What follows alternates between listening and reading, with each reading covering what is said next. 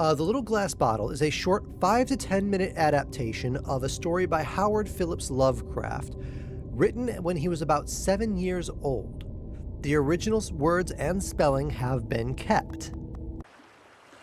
Heave to! There's something floating to the leeward. The speaker was a short, stockily built man whose name was William Jones. He was the captain of a small catboat in which he and a party of men were sailing at the time the story opens. The hell is a catboat? Aye, aye, sir, answered John Towers, and the boat was brought to a standstill. Captain Jones reached out his hand for the object, which he now discerned to be a glass bottle. "Nothing but a rum flask that the men on the passing boat threw over," he said. But from an impulse of curiosity, he reached out for it.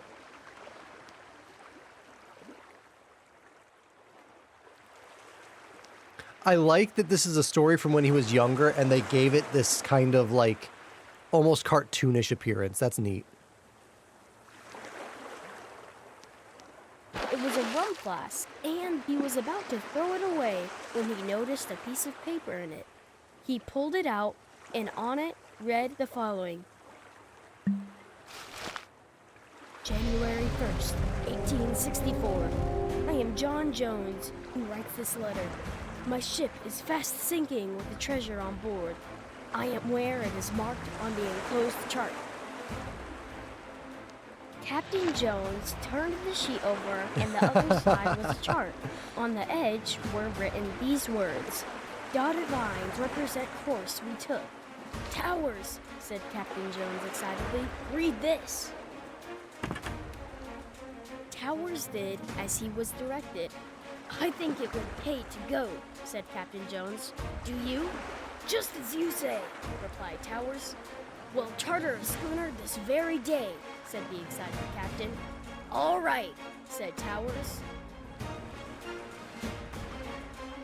Oh, there we go, there's one. There's an interesting legend about one of the offshoots of the Lovecraft lineage, the Musgraves. They were in possession of a 14th century chalice, most likely from Syria or Egypt, called the Luck of Edenhall. Legend has it that the goblet belonged to some fairies who happily drank from it at the St. Cuthbert's Well. When curious people suddenly appeared there, the fairies escaped, abandoning the goblet. Then one of them shouted a warning. If this cup should break or fall, farewell the Luck of Edenhall. Fortunately, the chalice survived, and you can still admire it in the V&A Museum in London.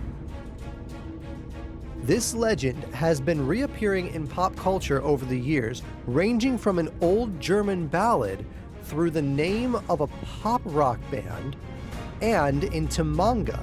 Interesting. I've actually never heard of the Luck of Edenhall.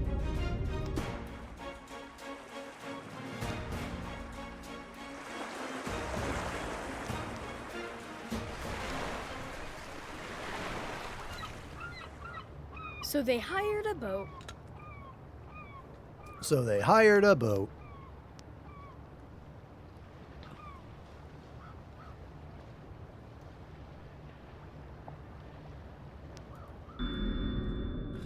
Childhood games. One of Lovecraft's favorite children's games was creating complex scenes using building blocks, models, tin soldiers, and clods of earth. With their help, he played out various historical scenarios. These events were sometimes short-lived. They represented a war, a plague, or simply a thrilling spectacle of travel, commerce, or even some event that led nowhere. But sometimes they spanned long eons, reflecting changes in the appearance of the landscape or buildings. It is especially interesting considering his later writing career,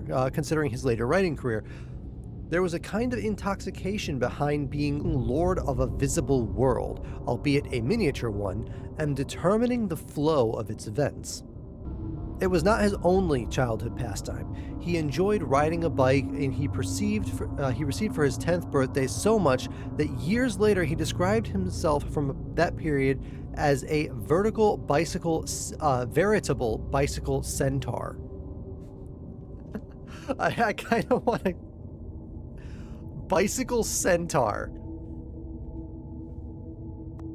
That's something. That's an art project waiting to happen.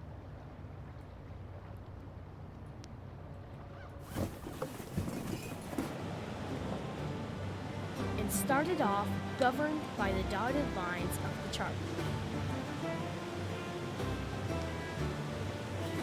Governed. They kept all the original spelling, so anything that he misspelled as a kid is in here too.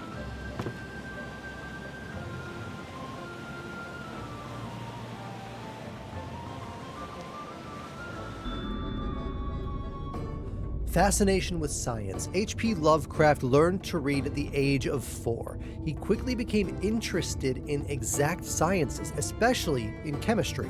At 9 years old, he even started publishing his own amateur magazine, The Scientific Gazette, and sometime later, the series The Chemistry. Around 1900, the future master of horror developed an interest in Antarctica and began writing treatises on expeditions to the continent. This undoubtedly influenced one of his most famous works, At the Mountains of Madness, written 30 years later. As a 12-year-old, Lovecraft discovered astronomy, which he later considered the most moving experience. Realizing the immensity of the cosmos had such an impact on his worldview and work, laying the foundations for the cosmic horror genre. The majesty of the concept of an expanding universe still makes me shudder in a unique manner, a confession of unfaith.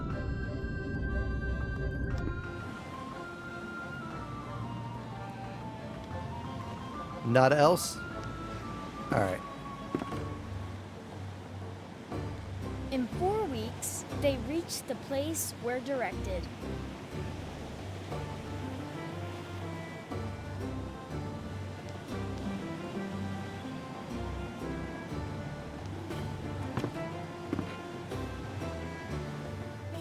And the divers went down. Do I get to be a diver?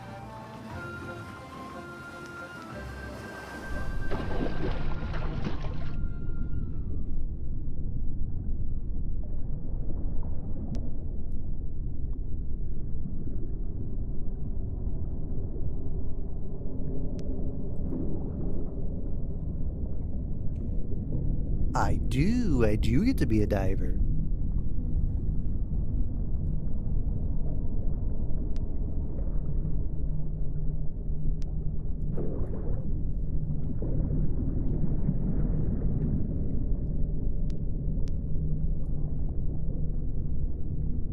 Well, hi there. How are you? Grandpa. Oh, lovely. Whipple Van Buren Phillips. That's a name. Lovecraft's grandfather was a very important figure in his life. As the writer said himself, my beloved grandfather became the center of my universe. Van Buren Phillips introduced his grandson to various works of art that he had bought from his travels, exchanged letters with him, and helped him develop his passions. He largely replaced Lovecraft's dead father. Interestingly, he also cured him of his fear of the dark by encouraging him to walk through a series of dark rooms.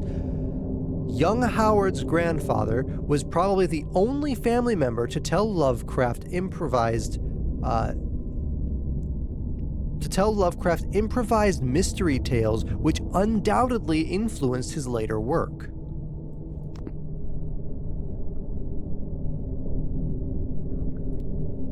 Nothing else?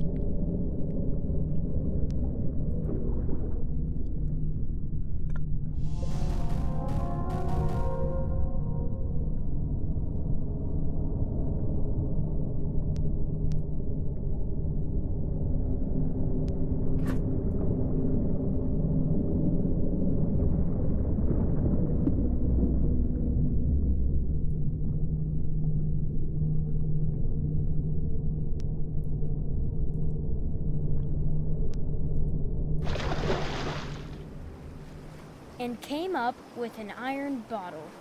They found in it the following lines scribbled on a piece of brown paper.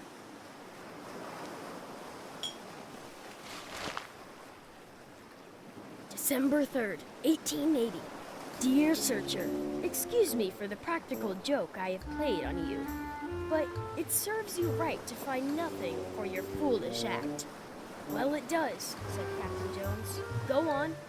However, I will defray your expenses to and from the place you found your bottle. I think it will be $250, so that amount you will find in an iron box. I know where you found the bottle because I put this bottle here, and the iron box, and then found a good place to put the second bottle, hoping the enclosed money will defray your expenses some I close. Anonymous.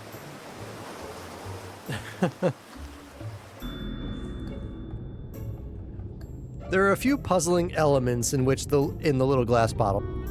For example, the number 25.0.00, which is not a typo as this amount appears in the text 3 times. It is not entirely clear why Lovecraft decided to write out the number this way and what he meant by it, while publishers and translators interpret it in various ways. In our opinion, he most likely meant $250. The map used in the game replicates the original version of the map drawn by Lovecraft for the story. Did you notice that the land marked on it signed as Australia? A simple typo, or maybe young Howard was already creating his own lands and unknown islands in his imagination. It is also puzzling that the dates in the letters on both bottles are almost 17 years apart. That's an interesting little tidbit there. I'd like to kick his head off, said Captain Jones. Here, diver, go and get the $250.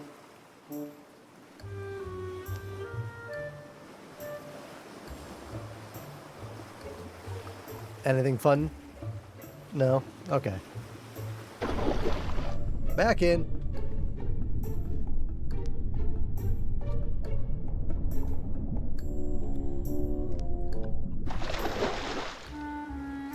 In a minute, the diver came up bearing an iron box.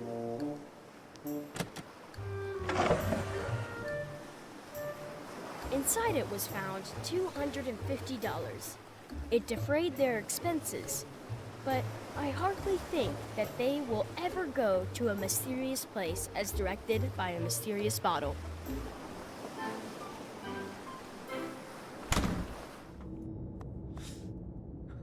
I like that one. That one was kind of cute.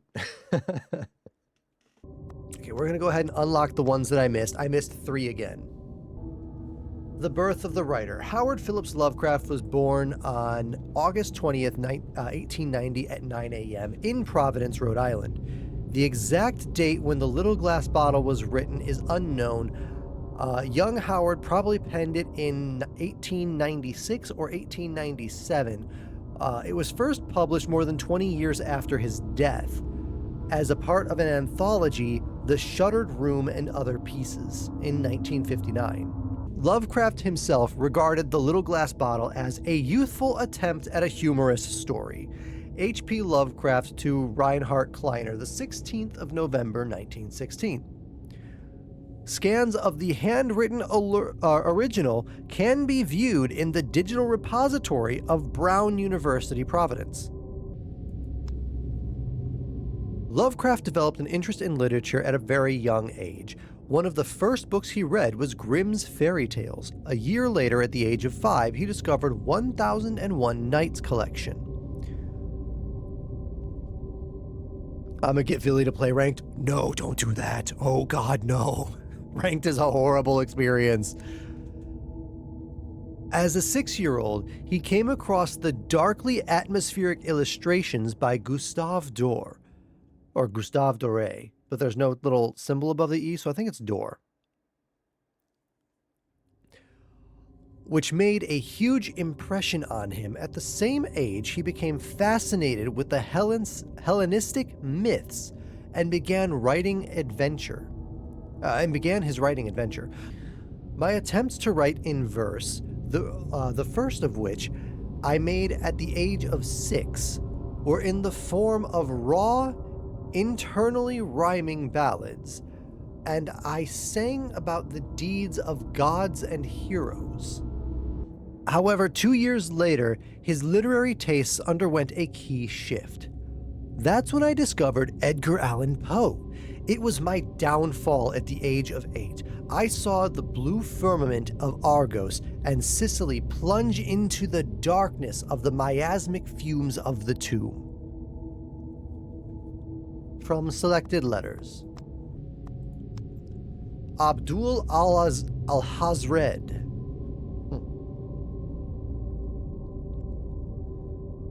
Influenced by 1001 Nights, Lovecraft started using the pseudonym Abdul al-Hazred and persuaded his mother to